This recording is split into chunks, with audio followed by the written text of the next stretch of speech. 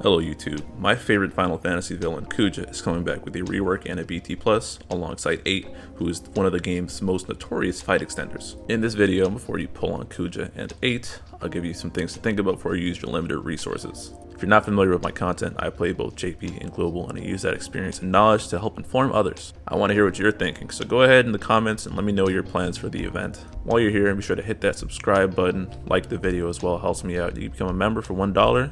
Get some emotes and guarantee I always reply to your comments. And check out the Ranting Hour playlist in the description. It's my weekly stream where we talk about Dissidia topics and hear more of my extended opinions on stuff with some others. It's pretty fun times. I split this up from the Dragron video because it's a different banner. Let me know what you guys think about me doing that, splitting them up versus keeping them together. And go check out that video if you want to hear my take on the fight, because I'm not going to be repeating myself here.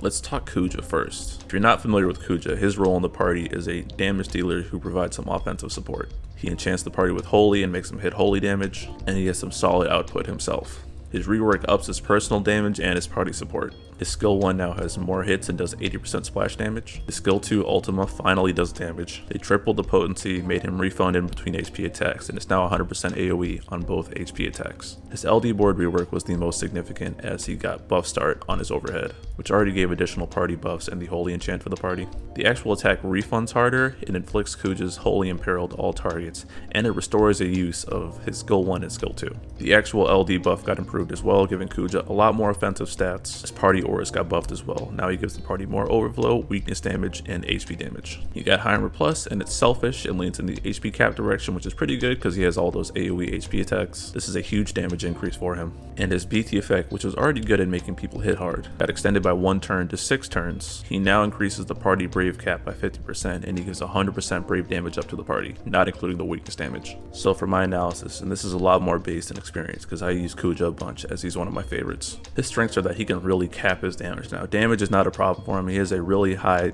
damage floor. Because Ring, Holy, and Ultima have so many hits and then the refund on Ultima, he's probably capping all of his HP attacks effortlessly. His BT effect is great for juicing your brave attacks. Kuja himself doesn't quite benefit from it at this moment because he can cap his attacks so easily, so that's more of a flaw, but other party members can. So people who are turn hogging and relying on a lot of brave hits will love it, especially. I think he has the edge over Bartz in terms of brave damage, but I'm not quite sure. And he definitely wins over Bartz in terms of brave cap. His LD is an even bigger nuke now, which is awesome. Skill recovery on LD is a massive improvement as he can last in fights a lot longer. It also improves his BT phase because he could potentially get 3 ultimas off if you line up your skills correctly. He's also a much better friend unit now that he starts with his overhead. As for weaknesses, unfortunately Kuja's damage is still relatively low. Single HP EX in skill 1, 2 100% AoE skill 2. His LD is his hardest hitting button. It does a lot of damage, but you can only use that a few times. He now fulfills a similar role to Bartz. Now you don't want him taking too many turns, you want to just let his effects sit there and let everyone else go nuts. He does not raise the party HP cap, only the brave cap. And brave damage plus brave cap is nice, but if everyone could cap brave damage right, or there's also diminishing returns on brave damage and where HP damage is the limiting factor. I always say this. So if you're doing enough HP damage, brave damage up doesn't matter that much. Additionally, you don't really want to press Ultima while his BT effect is active because you don't want him to high turn rate and lose the effect. He has a high damage floor but a low damage ceiling, unfortunately, and he's probably going to cap all his HP attacks and it's going to be consistent, but otherwise, we have so many ways to buff our brave damage nowadays, and again, T90s around the corner where it's easy for units to cap their brave damage, so Kuja's role isn't really that defined. He's an offensive support, but it pains me to say he doesn't stand out all that much. Potential teams are people who need more brave damage to hit their HP cap, so Garland is one person that comes to mind. People without refund and stuff who just rely on raw brave damage. He's there to turn everyone else into a nuke, so people you'd bring alongside Setzer, for example, would probably work well along with Kuja when his BT effect is up. And because Kuja's damage is so middling, you really want to bring high DPS alongside of him. But Kuja cannot solve miracles. He can't make 8's counters cap in chaos. However, Kuja as a holy enchanter is actually quite useful in a couple upcoming fights, just because there's so many holy orbs in the future for some reason. Maybe they're overcompensating for the holy lockouts way back. Breeze Intertwined Will, Sayador's fight, the Malboro on Fang's boss rush, and the Enna Crow fight all need holy damage for their orbs. Additionally, the last Lufenia Plus, where King got his LD, this fight needed skill recovery, and I tried using Kuja here, but That's when I really realized his damage was horrendous, so while he could hit that orb on paper, I just used someone else. And I don't usually bring it going backwards, but he can go back and hit the orb on Strago's Lost Chapter, where you need Holy and Thunder, Divine Bahamut, and Transcendence 1, although the rewards are gone now. When Transcendence, the rewards roll back around, Kuja can be an option for the left side where you need Holy damage. On top of that, Ultimate Synergy will be back up, and Kuja will be the fastest farmers to go throughout those stages. So if you aren't done with your farming all your ultimate boards, Kuja is an option, just LD only for going through that. Now let's shift gears and talk about 8. Ocho. No rework here, just LD boards makes my life easier. His role in the party is a counter-based evasion damage dealer. He triggers 2 attacks every time he dodges an attack. Both attacks are ignored defense, so you're largely on his turn, setting him up to do damage in the off turn. His LD boards turn his LD attack from a single HP attack to a double HP attack. He has taunt start for 4 turns, and when he uses LD, the taunt now lasts for 8 turns. His LD buff that he still does not start the fight with now got some offensive stats, overflow, attack, and Braven HP damage up. That is it.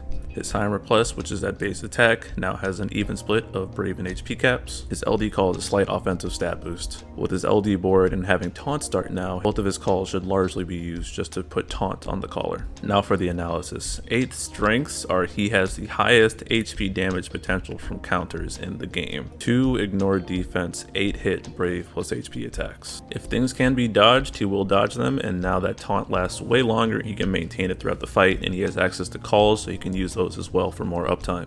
Once again, I am reaching. Weaknesses are, I mentioned how he has the highest counter damage potential in the game. Well, reality is that he's never going to hit those counters unless you do some magic with Setzer or something. But at that point, you're bringing Setzer to enable 8, who has 2 off-turn Brave plus HP attacks. Why not just do more on your turn? The hoops you have to jump through to make 8 do damage are not worth it at all. And on top of that, his counters take years to finish, so you're going to be watching that and not finishing battles quickly. Why do it? So the battle's taking longer and you're doing less damage. That is a combination for just garbage. He barely got anything on his LD boards. It's really sad. His on-turn damage, and while he's not meant to be good on-turn damage, it's still god-awful, and his off-turn damage does not justify it.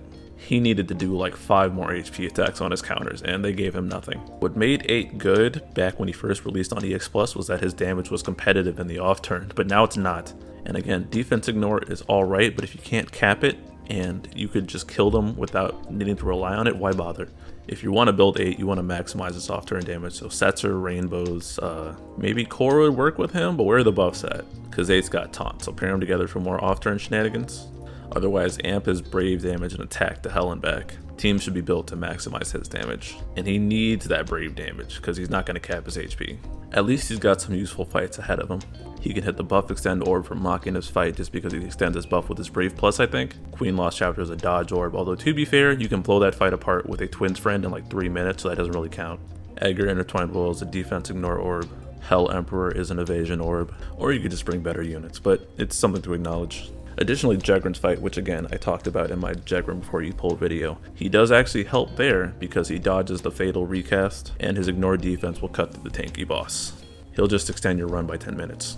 My plans, I don't have 8's LD and I have Kuja's stuff already, but I'm going to pass on maxing him this time around in Global because Kuja is going to get a C90 soon-ish. If not in January, then February in JP. And I'm trying to avoid the situation where I'm enjoying C90 Kuja so much that I don't enjoy him in GL, and I already ran him a bunch in GL as well, so I'm going to pass on him this time.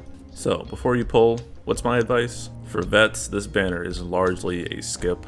Kuja got decent upgrades, and while I think you wouldn't be mad if you greened him, you probably wouldn't miss him either, especially if you have other Brave damage boosters. And Brave damage boosts are about to matter a lot less coming into C90 where everyone can cap pretty easily. I greened him in JP and I got some use out of him. All those holy orbs, he provided good help there, but I could have also used someone else. So, plus for those orbs, if you really need holy damage at that point, they're going to be on the banner. 8 is horrendous. There's no way around it. They gave him nothing. Pass some C90 copium for 8 because he needs it. Kuja's an FC90 and JP either yet, but this shouldn't be part of the conversation, but he's going to be in the last 2 batches because there's just like too much of C90 left. The only way I'd recommend going for anything on this banner would be for newer players who haven't finished their ultimate summon boards, as Kuja will clean them out very fast with Auto Plus. Especially if you haven't used your premium pass yet, this is probably one of the best opportunities to go back and finish them. And even there, I'd just stop at the LD. Kuja's LD, that is. Don't build 8, please. Otherwise, nah, I don't think this banner's it. But that's all I got. Let me know what you guys think in the comments. If you haven't already, like the video, subscribe, etc. Check out my Jegrin video if you want to hear my opinion of the fight. and what I had to say about him, and let me know if you guys appreciated me splitting the videos up or if you'd rather me keep them together. Have a great day. I'll catch y'all later. Peace.